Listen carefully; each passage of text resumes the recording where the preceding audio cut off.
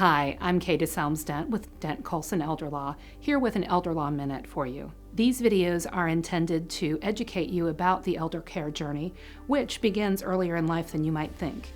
We hope that you find them useful, and if you have further questions, please call us at Dent-Coulson Elder Law.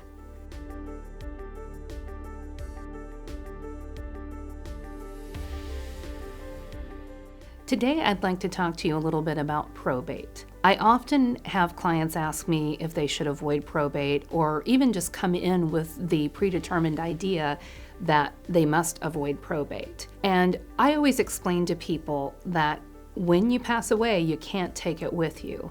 So whether there's probate or not, there's going to be some sort of administrative process through which title to your assets is transferred to your heirs.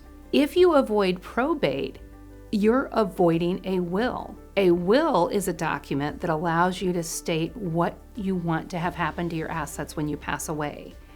That's where you make specific distributions of personal property. Like, I want the china to go to Susie. Now, in another video, we discuss whether Susie even wants the china or not.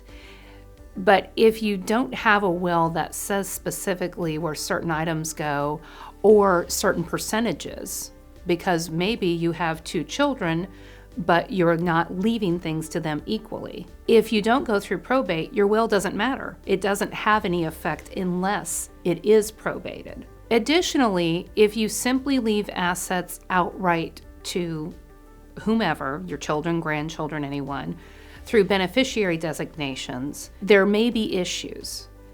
Some people shouldn't receive assets outright for a variety of reasons, including disability and public benefits. Sometimes the person might be a minor who really can't control the assets and is going to have a guardian appointed. You may end up in a situation where the assets are not distributed in the percentages you wanted. Maybe you wanted all your kids to get something, but the way you set up your beneficiary designations and the way that assets were used during your lifetime, that didn't really happen. So having a plan to avoid probate doesn't always necessarily get the results that you intended and can actually cause some issues in the end. One way to avoid probate is to use a living trust as your estate planning document.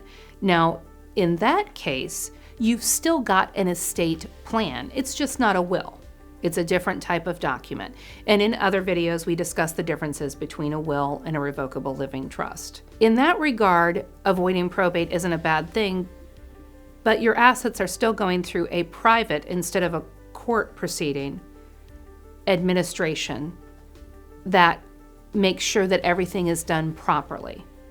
And that's the important thing. Probate is a process that's intended to assure that everything's dealt with above board, that things are done according to your wishes in your will, if you have one, and that information is properly given to your heirs or your legatees, the people that you've specified in your will. So before you decide that you need to avoid probate, talk to an experienced estate planning attorney about what your actual goals are.